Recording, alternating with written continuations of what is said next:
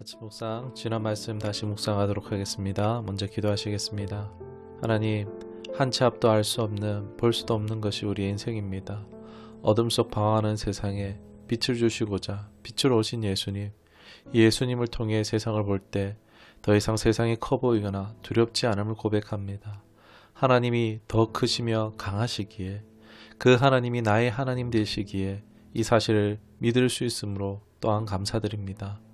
세상 다 알 수 없지만 오늘 내 삶 지경에 일하시는 하나님을 발견하고 그 하나님을 예배하고 찬양하기를 원합니다.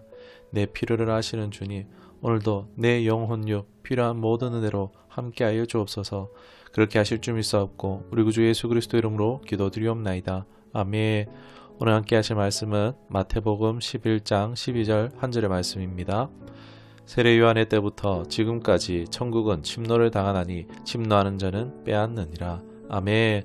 오늘 말씀의 제목은 기적을 보는 믿음은 다르다 라는 제목으로 말씀을 나누도록 하겠습니다. 하나님은 은혜와 복 주시는 분인 줄 믿습니다. 그러나 당면한 우리의 현실 가운데 잘 느끼지 못하기도 합니다. 이는 하나님이 우리에게 은혜와 복을 주시지 않으시는 것이 아니라는 것입니다. 하나님 이미 우리에게 주시려고 하시고 예비하셨고 계획하시며 허락하고 계시다라는 것입니다. 단 우리가 믿음으로 이 믿음을 사용해서 취하기를 원하신다라는 것입니다. 이는 변치 않는 원리라고 할 수 있습니다. 이를 얻지 못하는 것은 좀 더 구체적으로 말씀을 드리자면 믿음이 있어도 믿음을 사용하지 않기 때문이라 할 수 있습니다.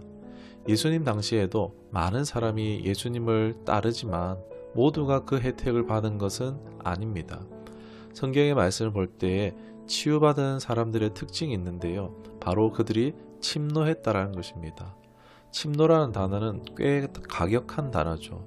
느낌이 매너 없고 뭔가 선하지 않은 듯합니다. 그런데 믿음을 사용하는 것은 마치 이 침노하는 것과 같다라고 말씀드릴 수 있겠습니다. 누가복음 5장 12절 13절을 보면은 예수께서 한 동네에 계실 때에 온몸에 문둥병 들린 사람이 있어 예수를 보고 엎드려 구하여 가로되 주여 원하시면 나를 깨끗하게 하실 수 있나이다 하니 예수께서 손을 내밀어 저에게 대시며 가라사대 내가 원하노니 깨끗함을 받으라 하신대 문둥병이 곧 떠나니라. 아멘. 별 무난한 내용처럼 보여집니다. 그러나 사실 문둥병에 걸리게 되면 레위기 13장에 나오는 대로 문둥병 걸린 자는 옷을 찢고 머리를 풀며 윗입술을 가리고 외치기를 자신이 부정하다 해야 한다는 것입니다. 병 있는 날 동안은 늘 부정하고 부정한즉 혼자 살아야 되고 진 밖에 살아야 된다고 말씀합니다. 일평생 격리되어 살아야 되는 안타까운 병이라고 할 수 있습니다.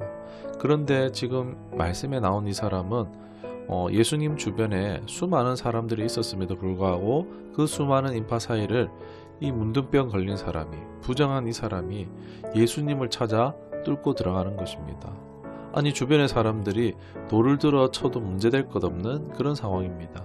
그럼에도 이 나병 환자는, 문둥병자는 개의치 않고 예수님께 달려가 고침을 받고 구원받았다는 것입니다. 이런 비슷한 장면이 또 마가복음 10장에 나오고 있습니다. 46절에서 52절인데 거지 맹인 바디메오가 등장합니다. 성문 앞에 앉아서 매일 구걸하는 사람 중에 한 명인데 예수님의 방문으로 그 지나가는 길에 혹시나 날 고쳐주시지 않을까 싶었는데 그냥 지나가고 말아지고 말았습니다. 이 거지 맹인이 어떻게 하는가 보니 소란스러운 군중 무리 사이로 더 큰 소리로 다윗의 자손 예수여 나를 불쌍히 여기소서 하면서 고래고래 소리를 질러서 예수님 불러 멈춰 세웁니다. 사람들이 조용하라고 말려도 아무 소용없습니다. 계속 주님을 찾습니다. 유대 사회에서 부정한 사람에 대한 인식과 엄격한 규범과 제약이 있는 세계를 알 수 있는데 그런 사회에서 사람들의 만류를 뚫고 예수님을 부르짖었고 결국 이도 주님의 기적을 보게 되어집니다. 또 마가복음 5장에 혈류병 여인이 등장합니다. 생식기에서 피가 나오는 병이라 할 수 있습니다.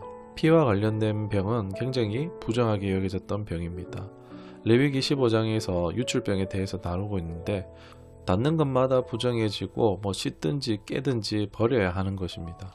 그런데 이 여인이 그 부정한 몸을 이끌고 수많은 인파를 비비며 뚫고 또 들어가 예수님의 옷깃을 잡고 치유함을 받습니다.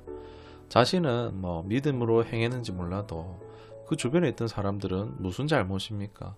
접촉하는 그 자체로 부정인데 굉장히 무례하고 범죄에 가까운 행동이라는 것입니다. 이들 모두 당시 율법에 의하면 격리 대상들이죠. 지난 우리 코로나 팬데믹을 경험했습니다. 한창 때 자가격리를 어기고 제주도 여행한 사람이 등장했고, 뉴스에서 이제 이 사람을 주목했고 제주도업자들이 그 사람에게 구상권 청구한 이야기를 잘 알고 있습니다. 그 당시 온 국민들이 이 사람의 염치 없는 행동에 공분하고 죽일듯이 욕을 했죠. 유대 사회에 부정한 자들로 격리되어 있어야 되는 사람들이 사람들 사이로 나오면 안 되었습니다. 이들에게 예수님께 나아갈 수 없는 사회적인 울타리가 있었던 것입니다. 그런데 그들 모두가 어떻게 했습니까? 그 울타리를 넘어갔습니다. 이것이 바로 침노하는 것인 줄 믿습니다. 예수님이 구원임을 믿는 것뿐만이 아니라 자신의 모든 것을 예수님께 걸었다는 것입니다. 자신의 운명을 예수님께 거는 것입니다. 당시에는 외적 장애물이 많았습니다. 예수님은 오셔서 수많은 울타리들을 허무셨습니다. 심지어 이방인들에게도 이제 아브라함의 자손이 될 수 있는 믿음의 백성 될 수 있도록 은혜 베풀어 주셨습니다. 그러나 안타까운 것은 오늘날에는 외적 장애물이 아니라 내적 장애물들이 존재하며 걸림돌이 되고 있다는 것입니다. 예를 들어 나만의 장애물을 넘지 못할 뻔한 사람의 대표로 열왕기하 5장에 등장하는 나아만 장군이 있습니다. 나아만 장군은 모든 것을 다 가졌습니다. 아람 군대 장군으로 성공을 이루었지만 단 하나 나병에 걸렸습니다. 문둥병에 걸린 것이죠. 이걸 어찌하나 하다가 엘리사에게까지 왔습니다. 여기까지는 순탄했습니다. 그러나 자신의 생각에 엘리사 선지자가 자기를 환대해주고 안수해서 낫게 해줄 줄 알았는데 현실은 종이 나와서 문전박대에 별 볼 일 없는 요단강에 가서 7번 씻으라는 말만 하고 화가 나서 하마터면 그냥 돌아갈 뻔했습니다. 왜 그렇습니까? 자기 안에 있는 판단하는 마음, 자기 안에 그 교만, 자기 안에 장애물이 있었다는 것입니다.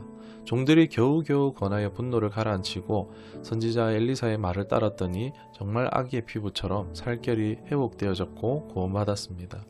주목할 점은 나아만은 자기 안에 나만의 장애물을 가지고 있었습니다. 그런데 기적을 보는 신앙은 이런 외적이든 내적인 장애물을 넘어서는 침노하는 신앙의 특징을 가진다라는 것입니다. 믿음의 도전이, 믿음에는 모험이 필요합니다. 믿음의 대가를 치르는 시간이, 계기가 필요합니다. 환경적이든 내면적이든 뛰어넘어 예수님께 몽땅 걸 수 있는 그 사람이 바로 천국을 침노하여 빼앗는 자요, 기적을 현실로 만드는 믿음으로 믿음을 사용하는 자라는 것입니다. 이런 침노하는 자들이 되어 하나님의 나라를 경험하고 누리며 또 나아가 그 하나님 나라 확장을 위해 쓰임받는 복된 삶들이 되시기를 주님의 이름으로 축원합니다. 기도하겠습니다. 하나님, 하나님의 나라는 이미 임했습니다. 오늘날에도 하나님의 역사, 하나님의 기적은 일어나고 있습니다. 그러나 이를 누가 누립니까? 당시에도 많은 사람이 예수님을 따랐지만 기적을 경험한 사람은 소수였습니다. 이들은 침노하는 자의 특징을 가졌습니다. 우리도 침노하는 믿음의 사람들 되도록 인도하여 주옵소서. 세상 가운데 주저주저하기보다 모든 것을 주님께 올인할 수 있는 믿음과 지혜와 담대함을 허락하여 주옵소서. 기적의 삶 살고 기적의 주님 전하길 원하옵고 우리 구주 예수 그리스도 이름으로 기도드리옵나이다. 아멘.